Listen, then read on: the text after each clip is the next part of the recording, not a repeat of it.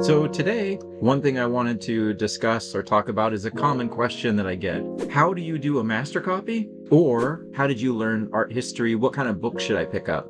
The easy solution to both, I think, is go to museums. Go to as many as possible. Go experience art in real life. So in this video, what I wanted to share are 3 things that you could do facing that same kind of dilemma or question relative to history or studying from other people. Some of it will echo some of the composition videos that I've made. So 3 easy things that you can do to begin this process. I know it's really convenient and easy to just have your phone deliver all of this imagery to you, but I think it's different. I think it's different to go out and experience objects in a space. Just like the images that are sent to your phone are curated based to your interests, a museum is also curated. You can go think about the way it's curated. Go experience it. And experience it generously. Look at everything. Think about the experience that you're having with it and try to find one positive thing about everything. So, for example, this is from a recent trip to Portland Museum of Art, where I saw this Rodin. I thought it was phenomenal. But when I was there, I looked at everything. The new Rothko wing, the David Hockney exhibition that compares and looks at his traditional drawing practices next to his digital drawing. But the most important thing is to go look at it and have an opinion. Experience it and experience it without a sketchbook. Don't take your sketchbook to the museum. Go look and experience, right? But we all have a camera, we all have a phone, so take a photo. Take photos of things that stuck out, that moved you, that you may want to look at and try to understand later. Okay, that's it. Step 1's easy, right? For the most part. Step 2, try to figure out how that experience worked. Analyze, right? Analyze what it is that you understood, loved, hated, experienced, and do it in a way that puts the foundation or puts the focus on those foundation elements. So, how does line, shape, value, and color all come together to create that experience? Okay, so what I'm not advocating for here is to take a sketchbook into a museum and render the object in your sketchbook. Replicating what you see in terms of tones and values doesn't mean you're understanding anything. It just means whatever you already do to render, you're applying it to an object that you saw and creating or copy in your sketchbook. So just let it go, right? If you want to analyze value relationships in a painting you love, do that. But the idea that we would apply some kind of anachronistic rendering habit or technique to objects in a museum that are developed in a different voice or their own use of the foundational fundamentals or fundamental elements is what I think would be more beneficial. And then 3, maybe allow yourself 2 to 3 details that you might want to explore after you've done the larger kind of mapping of what that experience could be. Why does this help with history? Well, you're immersed in it, right? You'll see modern, you'll see Renaissance, you'll see Impressionism, and so that's going to throw you into a historical dialogue. And then if you find one like this, like I've chosen this Rodin, you could see that any research at all will yield or reveal historical threads. So Rodin, was influenced by the Pietà, the Virgin Mary and Christ, and the composition and the similarities between the two might start to develop bridges or links to historical pieces that I hadn't really thought about or understood yet. That's my opening. Those are the 3 things that you can take, and then the pitfall on what I wouldn't do in order to kind of have a nice, I think, vibrant practice when it comes to understanding history. So now let's go to this one. So what am I going to do here? Well, first of all, what is my experience, right? So I went and I looked at it. What was my experience? This is Rodin's Call to Arms.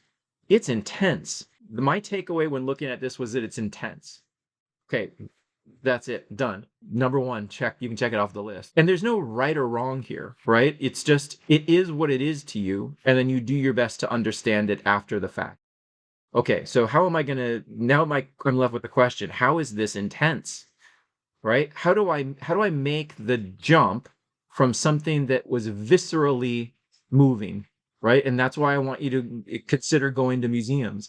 When you're in front of objects There's still that visceral quality that art can have on us that's very difficult to replicate when we're looking at screens. Nothing wrong with it, right? I'm not against screens. I'm on a screen just as often as everybody else, right? But you do forget when you've been away from a museum or from looking at art in person for a while, just how different it is than flat, pixelated imagery that you might find or see on your phone or digital. Okay, so back to this. What makes this intense? Well, for me, it's the silhouette. So I'm gonna spend some time mapping the silhouette, and then after I map it for a while, I'm gonna make some assessments. So I'm just kind of in this going around the outsides, not like I'm mostly enveloping, but for the most part, my enveloping isn't like the big, in a traditional envelope, you might go across the 2 points of the wings and get that really big shape. So I'm looking at the contours, mostly just using these straight lines to try to get a sense of what that overall is doing. So here I'm kind of down to the knee, right? I'm not doing this perfectly. In no sense do I care at all about making a duplicate rendering. I'm gonna let all that go, whatever that means in terms of ego achievement and the value of having like a fully rendered photorealistic version of this. None of that is of concern at all.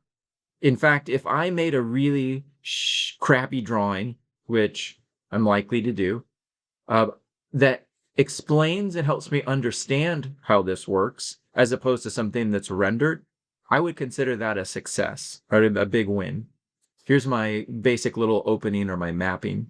And I might even like throw in some of these positive, negative shape relationships to the best of my ability at this point. All right, so what's my takeaway now? This is a super intense shape. I would say almost all of it is born or built from really graphic sharps and with the occasional kind of elongated, pulsating in and out curves. Let's say if I had to name it, there's some kind of pulsating form. There's a pulsating quality that's built from these two shapes, right? So I see that in all of the negative and positive. So not just looking at like, well, this is how the wing looks, and it has like these little, I think that characteristic is there in the details, but I'm looking at the thrust of this form out, the thrust of this negative shape back, the thrust of this arm out. Okay, so now let's try to add in some information about the piece. So this is called the call to arms, and this is the shrieking spirit of liberty that's come to the defense of this, embattled soldier or figure, right? So that figure is clearly not doing well, or injured, or dying, or very near to it. And so the spirit of liberty here in this call to arms is reacting. So that intense, right, overall feels like it's the correct experience for this theme, for this emotional theme. All right, so that's something I want to start to add in now. So I'm always trying to pair, right, what is the formal, or what is the form, and how does it manifest the content? This is always my worry, that we miss this when we just copy a thing. It's never clear to me what we're getting when we copy a thing. But if we use the fundamentals to organize an experience, I think we can then integrate that experience into the language of our fundamentals and repurpose it for our own works. Right? Maybe we use this strategy of showing this intense emotion in a comic cover, or in a character design, or in an illustration, or in a fine art painting that's kind of based on the social allegory of the time. One thing that's interesting, if we start to make some of those historical parallels that I mentioned earlier, is that Rodin was influenced by Michelangelo's Pietà, so the Virgin and Christ. And so what I think we have here are two figures that have a similar composition. So if I look at this, there's a different experiential quality. There's a different emotion here. So if I just map the whole, why does this feel so different, even though it's a similar composition, and I know that Rodin was inspired by it? Well, it's a difference of shape, right? This is all curves. Everything here is passive. So I have a smoother, calmer, more mournful, or it feels more mourning based, sad, than this reactive experience has it. So, it's not that I'm learning dates, but I'm learning about connections and threads from one artist for another in a way that I think is practical for artists, that you're developing a working knowledge of language throughout historical periods. So let's do a little bit more. I think for the most part, we're pretty good. I have the big outlines, the thing about that shape, that in and out. Some of the details, of course, I'm not going to be real interested in, but for this big shape, I think that's what struck me. So I would say, in the language of composition, that this is what unifies the piece for me. This brings me into the experience. This is the big statement of the experience, right? So that helps me to understand how this works, right? But there's other things going on. It's clearly not just the shape, right? So if I were to look at the Pietà and just say it's that shape, you'd be like, you're insane. So we're going to have to know a little bit more. So what else is going on, right? Well, I mapped this out mostly with line, and then I use line to understand the big shape of its presentation. What's fascinating to me about sculpture is that you could study this from any angle and test my theory and see if that works. Whereas drawing or painting, we're just getting that one, right, overall. Sometimes in doing this, then I'll shift to what would be called variety, which is how do the elements inside help to either support or give contrast to that unifying statement. And in here, I feel like, so what if I had to choose one thing? I'm going to choose one thing that organizes all of the elements inside of that silhouette. I think this is almost all organized on diagonals. So if I start at her fist, her raised fist, I think I could create a diagonal that goes down to the elbow of the embattled character here that's being supported. And then maybe it may go across his arm, elbow to arm, and that's kind of pointing me down to the hand there. And then maybe we get like another diagonal down to the slightly raised foot. So there's diagonals everywhere, right? Maybe you could start to find them across her shoulder and into the other hand, or from this wing down into the shoulder line. So that would be my best guess, is that inside of that really active and intense silhouette, there is a series of diagonals that help maintain that, that same emotional charge. So that's my unifying quality being supported by my diagonal, the diagonal being the most active form in visual. Okay, so that's done, right? Then I kind of have a unique understanding of that here, right? After I have this, which I think is the scaffolding for understanding, again, number one, the experience, now we can shift to 3. Now you can allow yourself to have some detail time, which I know everybody wants. So you can shift into value, you can shift into anatomy, and spend some time enjoying it for those aspects that might really drive your interest. So maybe let's look at some of the ideas here for space. Right. So one thing I'm always interested in is the 3D of a sculpture. Right. I'm so envious of people that can sculpt. So because they can sculpt, I want to try to figure that out in drawing. What is the 3D thinking behind their work? So let's start randomly, but let's give a construction to the figures. I'm also really interested in how 2 figures relate in space. Right, so I'm going to spend some time doing that. So there's the arm, but real quick, before I do that, let's follow through on that unifying versus variety idea in the Pietà, because we saw that, I mentioned that Rodin was influenced by that. So we have the big, soft, kind of passive shape. And then inside, I would say there's a thematic repetition here. So we have the head of the Virgin Mary, but then I would see not diagonals, but it's the sphere, modified sphere plus diaper folds or C curves. Notice how her neckline mimics the passive body of Christ, maybe diaper folds between the chest. And then we get the continuation of those folds all the way down, the diaper folds between the knees. And I think that organizes pretty much everything in this. Right? We get that overall statement of kind of that shape, passive, calming, supportive, mourning, and then the consistent pull down with those curves, which also has the interesting effect of making that passive or weak or lifeless curve of drapery equivalent to the body of Christ, right? So that body is past. So that's one way to break down this. So that's what I'm advocating for unity and variety. So same thing's done over here, but now I'm taking it to step 3, which is, I'm interested in the space. So this body of the Liberty is kind of moving forward. It's rushing forward to come to the defense, right, of this guy. And then this arm juts back. And that's a really strong position for the arms to be in. So I clearly don't give, much care to proportion or rendering at this stage. You can make those changes. You don't have to study space. What I would recommend is you study what you think is interesting or that you want to learn from. We could also study gesture in this, right, to make it a foundational or a fundamental element.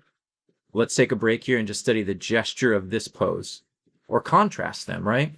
So I said the gesture of Liberty is this upright, diagonal, rushing forward, diagonal limbs. It's contrasted to this figure who is not in that position.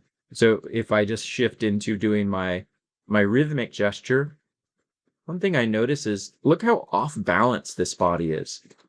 So we have that torso thrown all the way back, and then the hip way out in front of the center of gravity, which is always that pit of the neck dropped. And then the weight-bearing leg is all the way out here, kind of out in front of that area of gravity, and then comes back. So there's a contrast here of balance and support. This figure is being supported by the knee. And so if I kind of think about, without lingering on the space too much, how this guy's upright, her knee, this spirit of Liberty, her knee comes and supports right here. So maybe I'll mix in a little gesture construction and then back.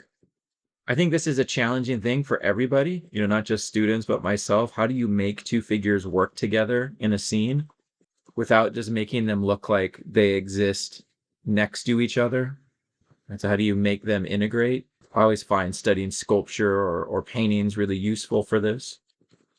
But what I think is interesting is this figure is not with life in a similar way to the way that Christ is posed over there.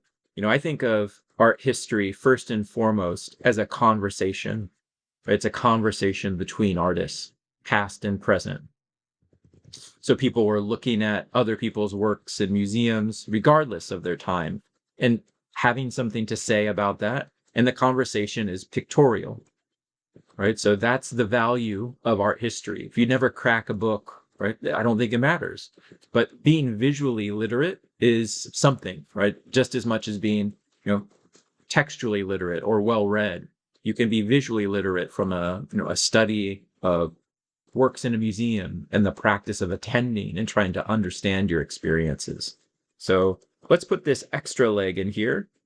So I have that. This is the back leg right now. I'm going to bring this forward leg out because that's kind of breaking the silhouette even more.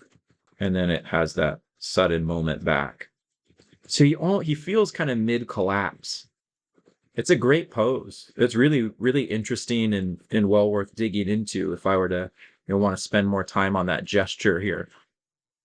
I probably pushed it a little bit much. And I got a little too into that diagonal there. And then here's I'm going to try to add in my little weight. Here's the back leg. So that's my negative shape, that little window into the background. And you could tell I took this picture because there's a strange tourist in the back, which I'm all for photobombing.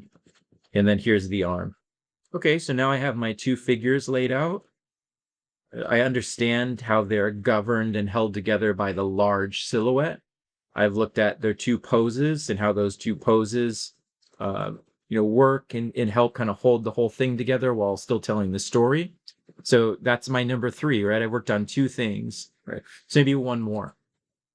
What will be one more thing that we could look at? Well, most people like studying or might enjoy studying anatomy. And so let's take a second to look at some anatomy here because we've looked at gesture and construction. how the poses work, and then how the space of the poses relate. So let's take one thing. Let's just look at the arm, right? That arm's pretty cool looking. And we'll do a little anatomy color here. So if I'm going to apply some anatomy to this, maybe I'll look at, well, what's going on with this arm here? Because I've done some anatomy studies. And what is this deltoid shape? Whoa, that's a really intense deltoid shape, right? If I just kind of copy this section. And some of you may be saying, well, that's not right. Deltoids don't do that. Yeah, they probably don't. But I would still want to see the anatomy as something expressive. And that's what's happening here. Do we all just want to be making anatomy studies that look like textbooks? Right? That's certainly not my intention. It's not my intention in teaching. So I need to look at the anatomy also as a reflection of what might be thematically unifying it. We said there's this pulsating quality to the shapes that is the underlying engine for how the experience reads. I think that's what's happening here. Rodin is, I think, known for pushing proportion, pushing shape, pushing muscle. Look at how dramatic in this sculptural sketch the stretch of the pectoralis is. It's great. It's really fascinating, and it's beautiful. Now, if I look down, let's take a look at the arm. Look at the characteristic. Maybe we're seeing some of the tricep, but I'm really here now looking at the actual shape, the bicep. There's that shouldn't be like that, right? Or if I look at the tricep back here, we know that shouldn't look like that. But that is part of the way that anatomy's been integrated into the language, the thematic language of expression. You could stay true to what you like and say, well, Fetchin wouldn't paint it like that, or Bridgman wouldn't draw an arm like that, or Richard Schmidt, or, whoever. And that's why it's so good to see more, get out, experience more, see how the body, if you're interested in figurative work, becomes this malleable vehicle for artists to say something other than flashy technique. So here's, maybe we're looking now at, well, what are the flexors doing? How does that ridge group find attachment? There's really cool shapes in here. And I think I'm at a place now with the setup to be able to have fun and start to interpret those and make sense, right? Without, bringing biases to this, which would just say, boy, that guy really didn't know what a deltoid was, or something weird like that. It allows me with this kind of setup to be generous, to think about historical parallels, to think about how one language is being taken and modified to amp up qualities of expressive intensity, right? And that's what I'd love for you all to be able to do. And you could take this and maybe now apply it to the leg or apply it to this arm. But as this arm's been brought up and around the body, maybe we could give that more expressive attention to show the way that it's pulled in and across. Anyways, this is my thinking for when I go to a museum, how I'll experience the work, and then take some photos for reference and spend time with it at home in a way that is generous to the work, that doesn't project onto it my own techniques, my own thinking, my own style beyond that of analysis.